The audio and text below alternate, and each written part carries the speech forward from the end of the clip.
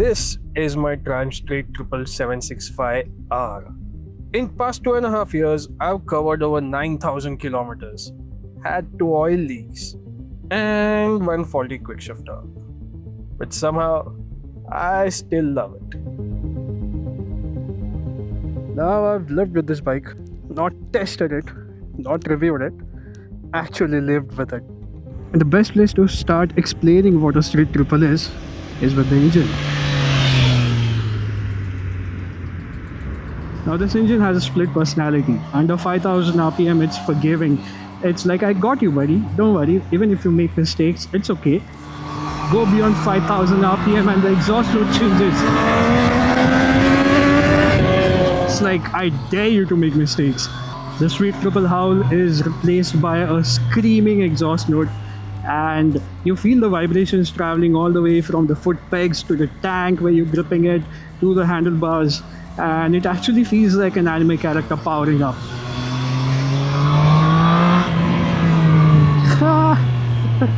On the flip side, it's also very easy to commute on this bike. See, I'm using 6th gear at around 60 kilometers per hour. I can go as low as about 35 kilometers per hour, no stress. Actually, in 3rd gear, you can travel across entire Mumbai having fun. It's very, very good. Another good thing about this engine is the engine braking. See, I'm not going to use any of the brakes. The bike will slow down on itself just on engine braking. Maybe that's the reason why I still have my stock brake pads on, even though I'm closing near 10,000 kilometer mark. From commuting aspect, this bike can handle traffic like anything. I was once stuck in very bad traffic during peak summers around 42 degrees. There was a heat wave, red alert for the city, and like an idiot I took my bike out to commute to office. I was coming back home in the afternoon, but surprisingly the temperature was not high. It was just 5 bars as it is right now. Even today it's around, it must be close to 40 degrees, but the bike runs cool and it can deal with Indian climate conditions effortlessly. The way this engine makes power is very impressive. It's got decent low end, it's got a punchy mid-range and even punchier top end. But try exploring that mid-range and top end and all you'll see is the traction control light flashing all the time. Not intrusive, but just giving you warning that hey, you're pushing a lot on our poor roads. And that's where riding modes starts to make sense. It's got rain, road, sport and a customizable rider mode. Rain mode is the softest. The throttle response is pretty light.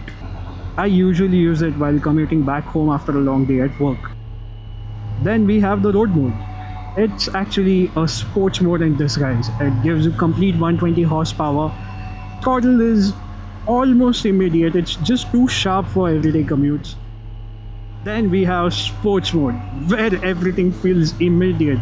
Not even kidding. Just look at my right hand and I'll just give a little bit of throttle and the bike just jumps ahead. But it's not just the way it delivers power that's impressive. It's also the way it handles. Now who am I kidding? This bike was derived straight away from the Daytona. It's just a Daytona with a flatter handlebar. And it shows with aggressive seating position where the handle is nice and flat and it's pretty low. You have to reach forward, you lean a bit. The foot pegs, they are nice and rear set. And this bike handles so well. You think and it moves, and it's something you have to get used to as a new owner. Now before buying this bike, I never got to test ride it. I just got to see the bike at the dealership. I had no test ride, and if I had gone for a test ride, I would have been scared. I'm not even kidding. So for context, I had a GT650, a Royal Enfield GT650 before I got the Street Triple, and that was a heavy motorcycle. It weighed over 200 kilos. It had clip-ons, but the steering geometry and all, it wasn't a sharp motorcycle, it was a looker. But the Street Triple is completely different. It weighs around 168 kilos dry, if I'm not wrong. And with all the fuel and everything, I think the weight should be around 189 kilos. A little bit under 190 kilos. And that's very light when you compare with the sharper geometry, shorter wheelbase, and the aggressive power delivery.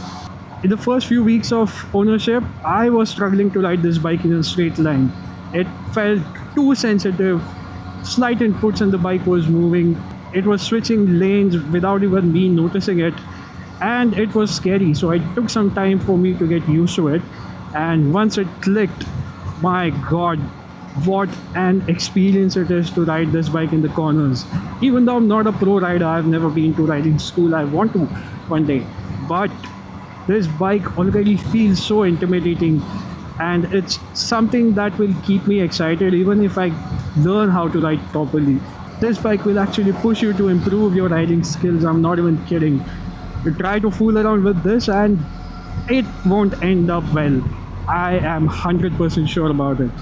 And now that sharp handling is not just because of the chassis or the shorter wheelbase or the good tires. A lot of that feel also comes from the suspension. It gets show-up big piston forks at the front and a monoshock at the rear. Both are adjustable, which you can tweak it yourself. I am using the road setting on this bike. I tried comfort setting for a while. It's good for commuting, but under hard braking and hard acceleration, the bike just dives and squats everywhere. But what you can do is you can also get the suspension tuned by a professional, so you can have a certain set of settings that suits you better. Brakes, they bite. If your second motorcycle's brake gives you zero feedback, all the best with the muscle memory when you switch motorcycles. A little bit about fuel economy. Now, I have never cared to check how much fuel efficiency I get. I don't ride this bike too often. There was a time where this was my only motorcycle and I was using to commute and tour. In the city, I know I can ride this bike comfortably for around 200 to 220 kilometers. If I'm out on the highway, 250 is something that I'm comfortable with.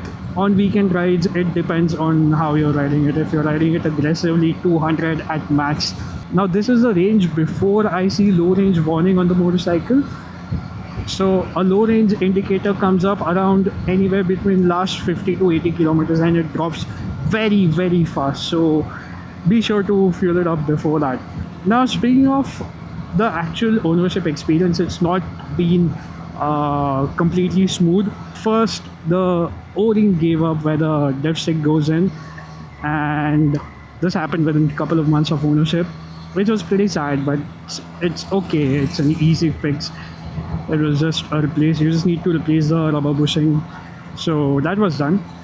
After that, in the first rains, quickshifter stopped working, and I had to wait for almost 3 months for the part to arrive, and that was pretty frustrating. I'm not blaming Triumph also, because it was all this Bajaj Triumph merger and they were trying to figure out logistics, but as an owner it was a bit frustrating for me to wait for such a long time for one single part.